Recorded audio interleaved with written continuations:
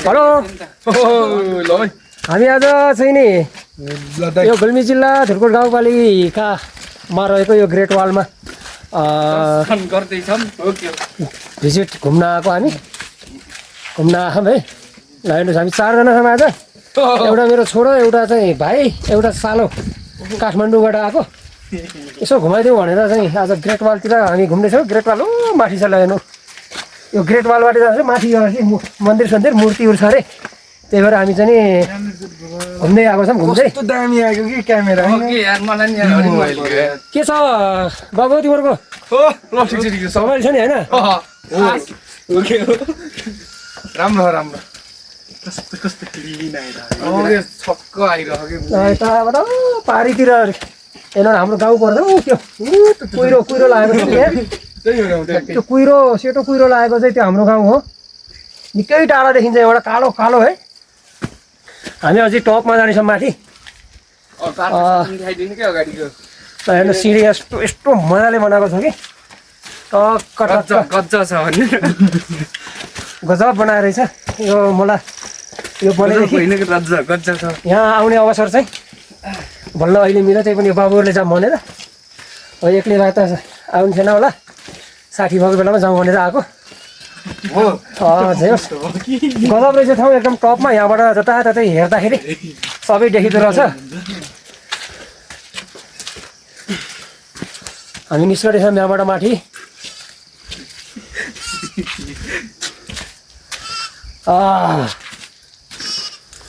उयो बुवालाई के भनिदिने यताउता बुवा यहाँको कस्तो रथाउँछ यताउता भनिदिने। बुवाले बाख्रा लिएर आउनु भनेछ।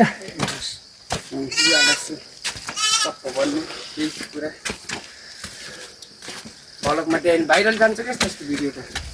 ए टक्क यहाँ बाख्रा पनि लिएर आउनु परेछ एकजना बुवाले। बाख्राहरू चराउनु भएको। बाख्रा लिएर आउनुभएको बुवा? हजुर हजुर। यहाँ माथि मन्दिर पनि छ है? ल मन्दिर छ भन्ने कुरा गर्नु भइहाल्यो। ठिक छ।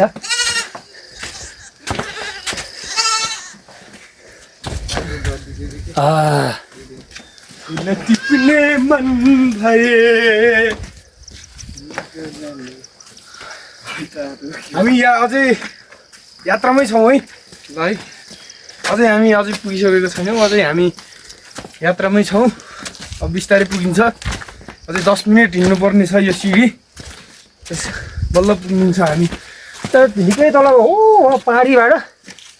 त्यो पहाडीबाट सिँढी चढेको अझै पुगेको छैन माथि। निकै लामो रहेछ।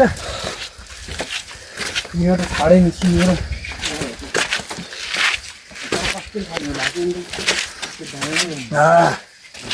हामी जाँदैछौँ, प्रस्थान गर्दैछौँ, उकाली चढ्दैछौँ यो सिँढीको। मैले तपाईँहरूलाई माथि टपमा पुगेर पनि भिडियो बनाएर देखाउनेछु। त्यहाँ निकाल्नै गाह्रो भयो। यहाँ सास फुल्यो। फेरि आज फेरि कस्तो मौसमले पनि साथ दिएन क्या। पानी पऱ्यो। पानी पर्दाखेरि यताउता हेर्नलाई अलि अँध्यारो भयो क्या। कुहिरो लागे जस्तो भयो। त्यसले गर्दाखेरि छक्क घाम लाग्यो भए जताततै देखिने रहेछ यहाँबाट। के भयो छोडेहरूलाई? त्यो भयो।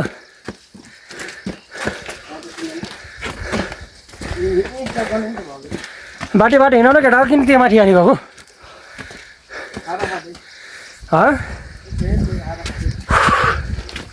घाउ आएन तिमीहरूलाई?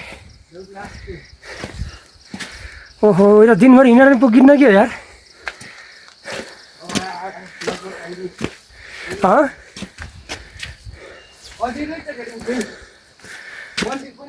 यो सिँढी नत्र यो माथि माथि छेउबाट हिँडेको एउटा प्रमोद डन हो। अर्को शैलेश हो। अझै माथि छ। अझै माथि छ। यहाँ जाने शिवालयमा माथि जाने कि नै? जाने जाने जाने। के अझै रहेछ कि उता माथि नजाने कि उता आएको बेलामा जानु न।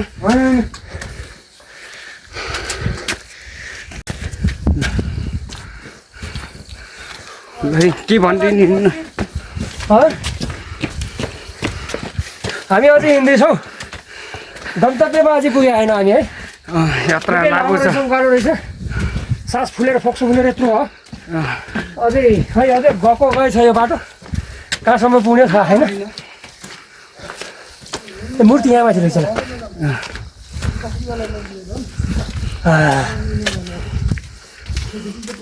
त्यो अझै माथि नै गएर रहेछ नि हो हाम्रोको मूर्ति शिवको मन्दिरमा माथि रहेछ हामी मूर्तितिर जाँदैछौँ यहाँ फेरि कच्ची बाटो रहेछ यहाँ चाहिँ सिँढी नरहेछ सिँढी नबनाएर चाहिँ यहाँ आउने पसिनै पसिना भयो त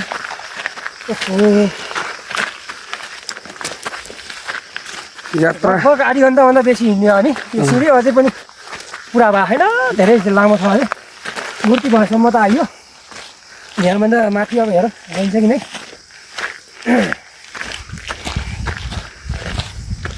जय भोलेनाथ भएको ठाउँमा आइयो ल हामी निकै ठुलो तपाईँ सिधै जाने निकै ठुलो मूर्ति बनाएर रहेछ है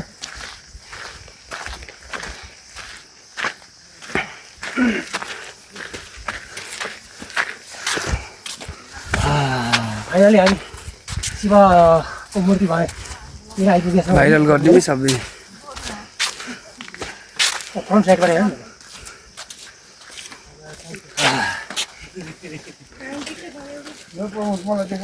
ल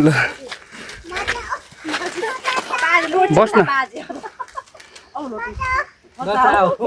जान तपाईँ पनि बस्नु जुत्ता छ हाम्रो हेर जुत्ता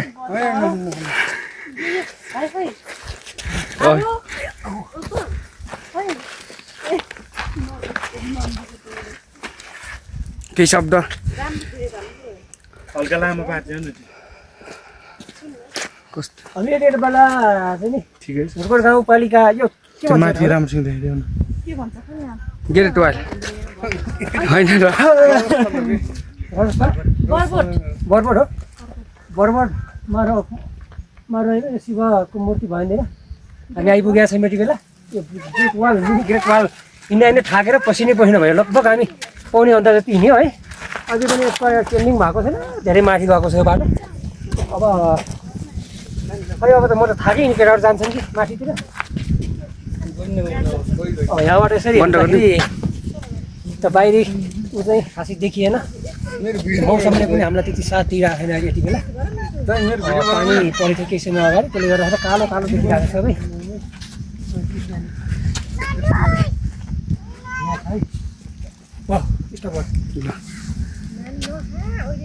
बाई बाई भनिदिनु न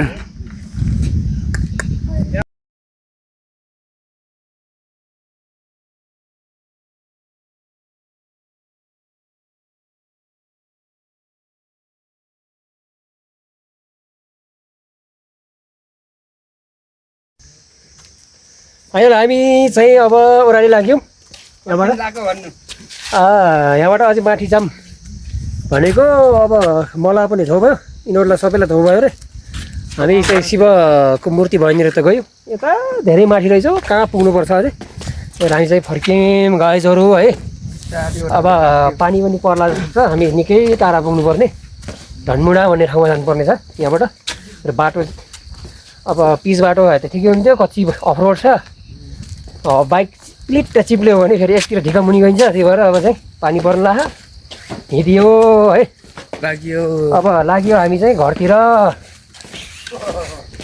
टक्क घरतिर जानेछौँ हामी कस्तो लाग्यो भाइ मलाई त राम्रै लाग्यो राम्रो लाग्यो नि होइन ठाउँ ठिक छ नि जस्ट ओके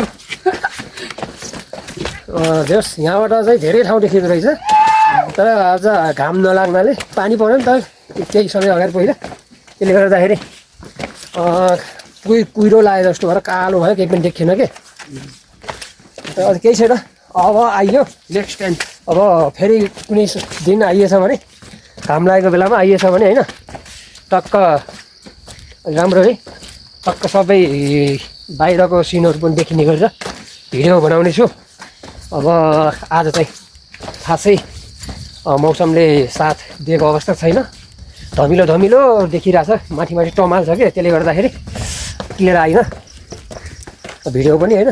अब चाहिँ हामी झरेको कोही धुर्कोट बर्बततिर झर्दैछौँ त्यहाँ पर तल मेन रोडमा झरेर त्यसपछि बल्ल फेरि घरतिर जाने हो हामी। ल by by guys by by ल ठिक छ नि होइन ल ल ल रहर पुरा भयो केटा यहाँ आउने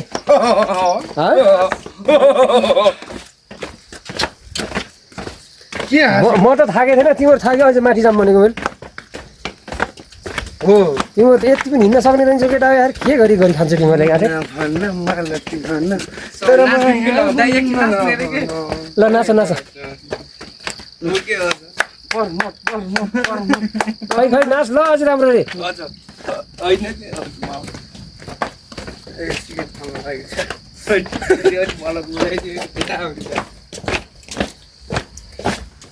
भन